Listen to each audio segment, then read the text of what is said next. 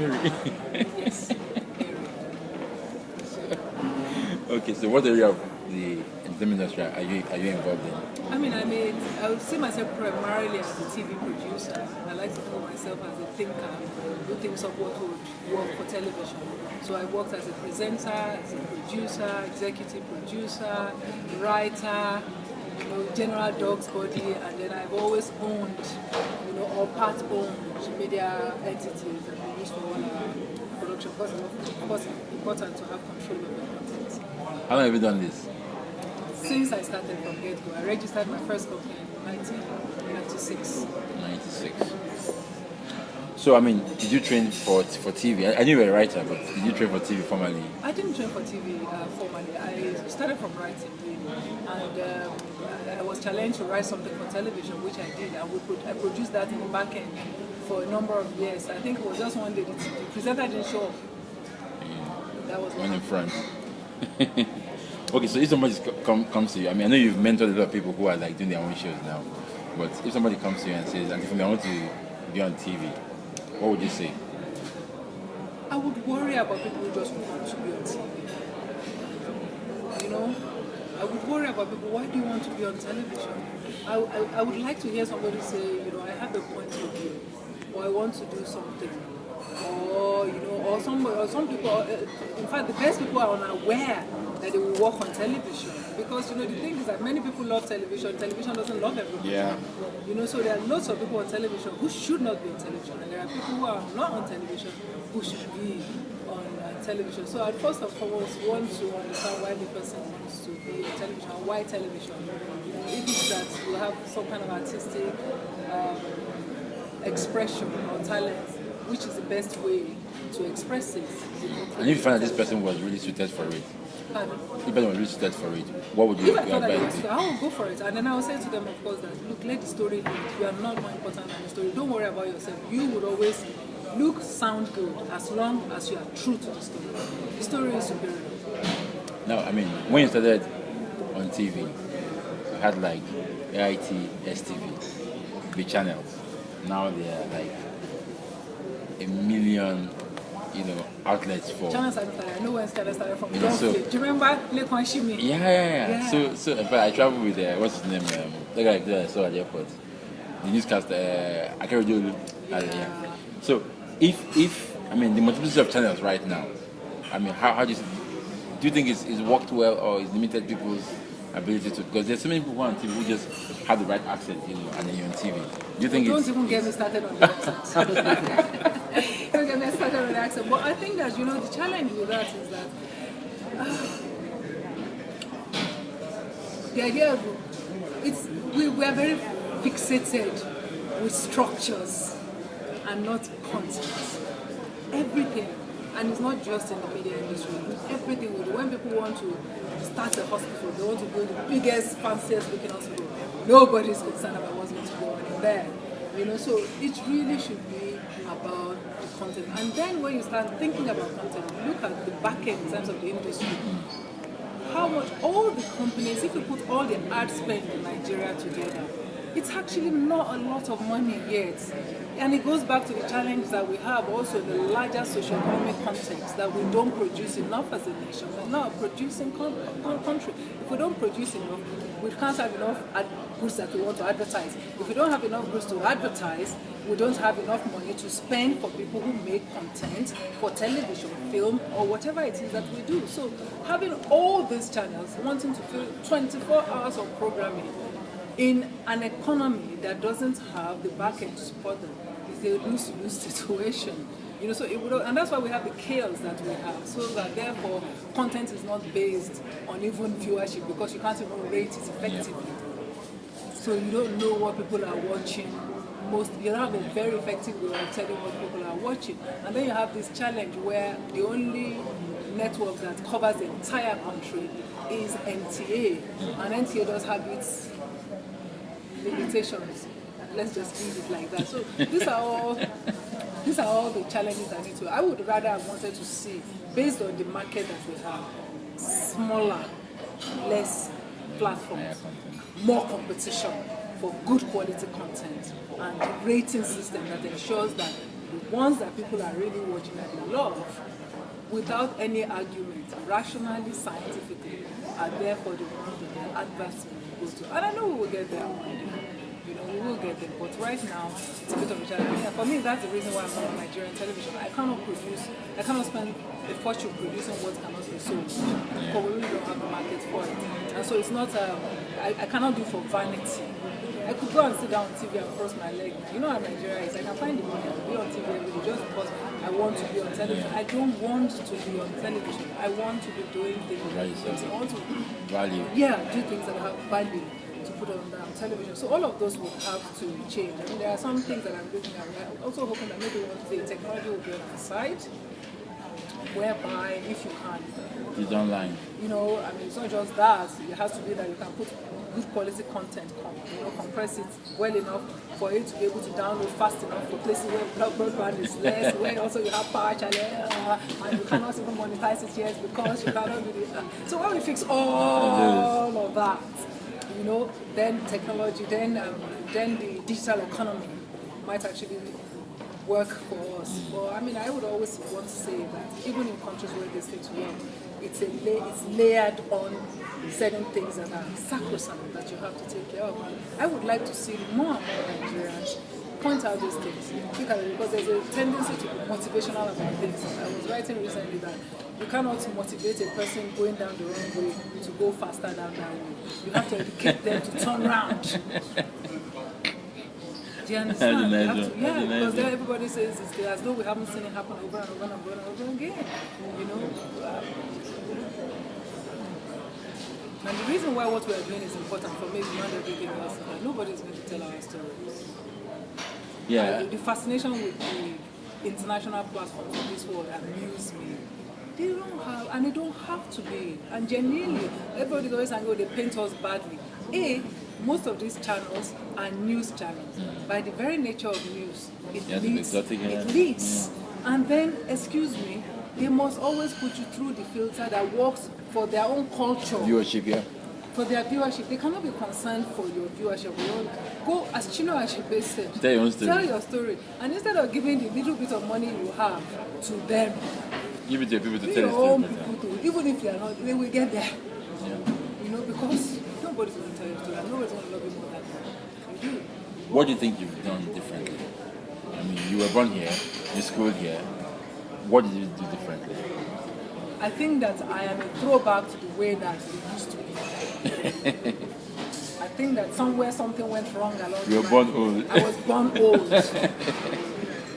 I would like to say that I would like to think of myself as really now even consciously, because I didn't take it upon myself to understand it better. I see myself as some old Yoruba enterprising woman from the past, just reincarnated, in this present. And I'm a little confused about all of this. Because at the end of the day, I'm just I'm Tinubu type.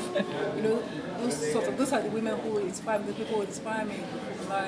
Even the ones that are flawed, because we're all flawed as human beings, but you could never accuse them of not being people who engage with their own reality, their own environment, and doing their own bits. You could never accuse them. Now your battles with NTA, lack of sponsorship, denial of sponsorship, what do you have done differently? I'm not one of those who, because it's very easy to look back and forget, as I said, the context of everything. I did everything I needed to do the way that I could do. It's also giving my temperament, my own values as a person, what was doable and what wasn't doable. I will never forget one time like that when I went, when I remember it was just the telecom companies were coming up. Globacom had not started. It was just then. It wasn't called Econet. Excuse me, Econet. It was Econet and MTN. And I'd gone to a friend of mine at an agency and had this long, Nigerians are very interesting people. And I had this conversation with him where he was saying, well, the problem is we know your problem. That's why people like Linda Ikeji are lucky, because you are on a platform where nobody can deny your popularity. So in those days with NTA now, there was no rating. There's no measure. They will say, because they are at work. There are people at work, but they are not watching. Entire country is watching. You are telling me they are not working. You say, oh, no, we only put adverts on Watershed in the evening. All these kind of ideological things. So I went to sit down with him and broke it down to him. And we actually then did, I said, go to the street now. Let's get out to the street and call everybody. Don't ask them who I am. Ask them what I did this morning. And he was shocked. And then he just said, okay, look, I'm going to give you this number of adverts for you. Because NTA was threatening me at that time, and he gave me the advert. Then a month later, he called me and said, and I won't tell you who it is until I write my book. He said, I thought this lady was your friend. An older lady. I said, what happened? He said, she just called us. I said, why would you give her advert? Take it away. I didn't know the same people who I said they would not give. Yeah, and he was shocked. Of course, he put it down to gender. He said, you women are It wasn't gender. It was just, people just can be difficult. So, I mean, I do have a great story. So every time my mother tells me, I'm going to write a book. Yeah, the books to create. So there's nothing to have done differently. What were your top 3 challenges starting out? Starting out, what was the challenges? I would say one was, it was that issue of sponsorship funding. I remember I started just after Abacha. People forget what I am. Those were tough. Those were tough days. My own generation is not Twitter. As I was saying to someone, in those days when we fought, and Okunda Meti puts it well, when they beat you, you don't have your Twitter colleagues to pat you in the back. Then you nobody knows. Next day you may not be alive. So this is the generation where I grew up in, and so the challenges there were that funding, and then I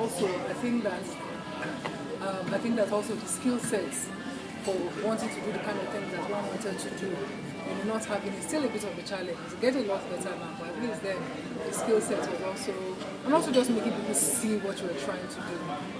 I had all sorts of challenges. When I started, they said I didn't talk right, I didn't sound right. But that was the attraction. Yeah, later on. You weren't like an NTA person, you were like a real person that we could relate to. On the street. I didn't want to. I did get the training to be like that. If you ever saw my first show, I actually remember when the mental thing, the thing went to my head. I was like, what the? We're not going to do it this way. We're going to do this other way. So what inspires you? What motivates you? I really, really, really do not want to be sent back to the earth to come and do what I should have done first. No. Because I am afraid I will be sent to the kind of countries where that kind of thing.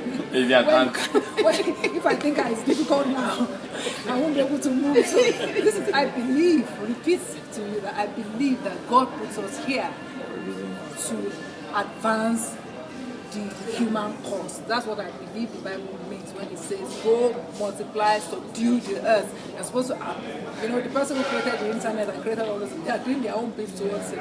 So if God has created you to be this way, you don't do it. He's probably going to send you back and make it more difficult. And then he might send me to, I don't want to name those countries. So I just want to do it well now. Like so that maybe I'll get sent to a country where, I can have more jelenke than I do now. So really, that's my motivation. Who are your role models, mentors? My role models, Fela, people like that. I really love what Fela stood for. And I think that there's a tendency to romanticize Fela and to just go with all, because now it's cool to love Fela. Yeah, all the ones that didn't go to shrine, all the ones that would not have touched Fela, all of them now they are Fela advocates. What I loved about him, aside from the fact that you cannot deny his talent and his magnetism and everything, is that ability to communicate those to the masses of Nigeria. His connection to who he was, that I loved about him. I am inspired by the old women. Starting from people like my great aunties, all those old Yoruba women who were the bankers of those days and who sent all these people who now misbehave towards them to school in all those countries. I'm inspired by all those kind of women. In terms of mentor, I didn't benefit from direct mentorship. But I'd say that growing up with a father who was not typical, helped me. It demystified men, so to say. And didn't demystify them in a bad way. I grew up understanding men as human beings just like me, as great and flawed, beautiful, ugly. So I did not put men on a pedestal. At the same time, I did not see them as I did not say, as one old Yoruba woman put it, I did not see them as salts, that if you don't put inside the soup will not be sweet. They were important, but they are not the salt to my soup. When it comes to business, do you have a guiding principle, or you just go by? One of my guiding principles is money is important, but it doesn't. Money is important, but it doesn't justify everything. So I don't judge success of anybody, even myself. Because particularly in a country like that, anybody, any idiot can have get any idiot. In Nigeria, that is not the problem. You just need to be devious or crooked enough. Or as the case may be, join one of the right militant groups. Or get amnesty. So it cannot be about that. My business method, I want to see Africa succeed. I'd love to be part of an Africa.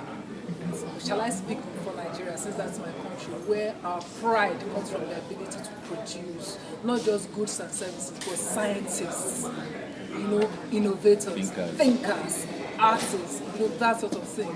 That is what business will bring to me. The ability to do that, is the kind of business that I'm interested in. I'm not interested in being the richest person so that I can end up on Forbes list. Okay. People see you as an icon. Young people see you. And on Twitter, anything you put up, people respond. What do you want to say to them? Just short advice for young people aspiring to be like you. Be yourself. Be yourself. First, you have to find yourself. And when you find yourself, be yourself. I heard the term creative economy like 2007. And now it's like everywhere, the buzzword everywhere. They're now. Then there were no bloggers. There are now bloggers everywhere. People are doing content for TV. Blah blah blah. Where do you see it 5 years from now?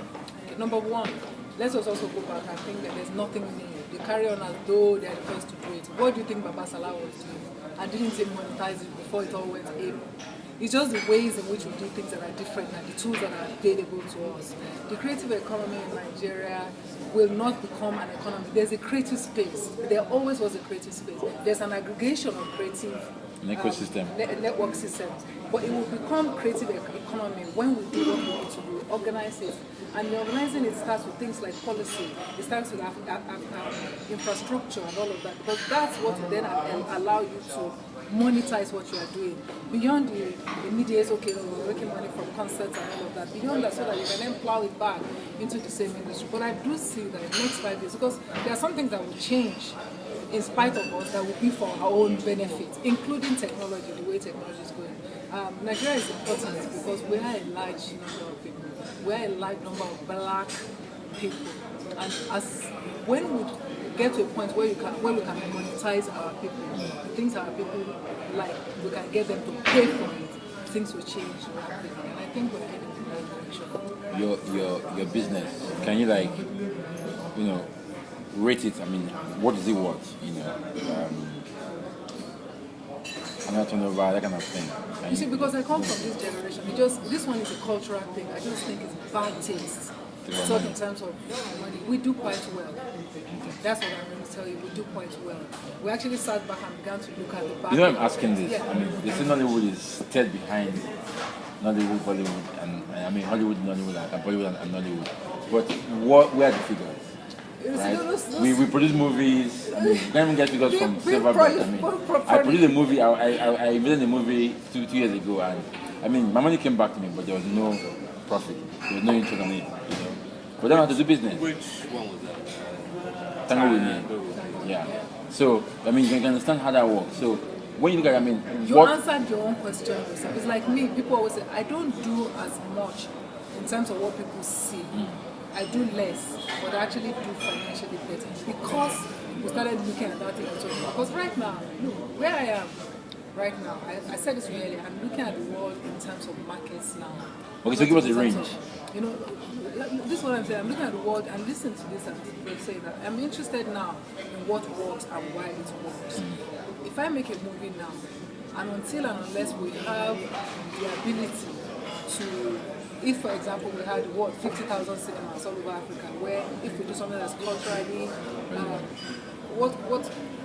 I would say relevant, or something that resonates more with us culturally, we can therefore monetize it, then I'll be happy. But as it is now, I understand that you either go small, you do those niche things, where the niche market for is globally would actually pay you back the value of that thing. Or you actually have to go for broke and hopefully think that if you take either content from here, you have to put it through the filter of a bigger, wider audience and see if it will work. If you understand what I'm saying. Because then you want to monetize a bigger market that already exists. So we make money. I already told you the kind of productions that we do. We at least make sure that we make more than what we you know, not the 10 million, that was not where there's a market for it. But you know, we do our documentaries. If you want to do good documentaries, you know, the sort of work that we do, you cannot do anything less than. So what you'll be crazy. No, we do. I mean, I think we do. I mean, there's something I'm obsessed about, because I mean, I think I learned very early on in the business that the only way you can continue to be, because if you don't make money, That makes sense. so I mean, like, I think for us, I mean, our business model is restricted because of the market, just like we spoke about. So I mean, we're doing well. But I think what we need to do to start to do really amazingly well, you need the back end, because you know, with time, you need the sales. You know, I mean, there's an interesting statistic where there's one cinema to every kind of 8,000 people in America. There's one cinema to every 12,000 people in India. There's one cinema to every 6 million people in Africa. Yeah. Nigeria itself, I mean, the new cinemas coming up all the time. I mean, is it 14 now or something like that? You know, like, those are the numbers. The numbers just Don't lie. So until that time, so we have to focus, and that's what I meant, that we have to start looking at. It's because of what he said, because at the end of the day, I don't want a situation where they say, oh, you do it well, then you couldn't sustain us. So But we see why this is important is because when I worked in banking, people came to me and said, "Oh, it's in bank PA, oh, you know, you guys are trying to support." We supported, I mean, initiatives that were art based, you know, and people will come and say, "Oh, I want to do a movie. Can you give me like some kind of projection?" They never had it. They never documented. It was just like it was all in the air, you know. So, and that is difficult for a banker who has no artistic temperament to understand. They want to see figures. They want to see, okay, it's going to cost me feeding, you know, renting, accommodation, lodging, you know, catering, blah blah blah, will cost certain amount of money, and then I'm going to make this from a dim water. So you understand. So these are kind of things that make you bring in the money. When would you tangle with me? I mean, I put that money, I never got back an interest, but it was good that my money came back to me because it was level of love. That's great. You know? And then for him to have been able to pay back without going on DVD, it's interesting. I mean, I think that's really. Yeah, really, I mean, you know, on DVD, so these are things that we don't really look at, you know. So let me ask you the last question, you know, which I'm sure you don't want to answer, but I want you to just complete this sentence for me. I believe in Nigeria because. we don't have a choice but to succeed. Thank you. Can you please say? Okay, can you say it again? I believe, just say yourself. I believe in Nigeria because we don't have a choice but to succeed. Thank you.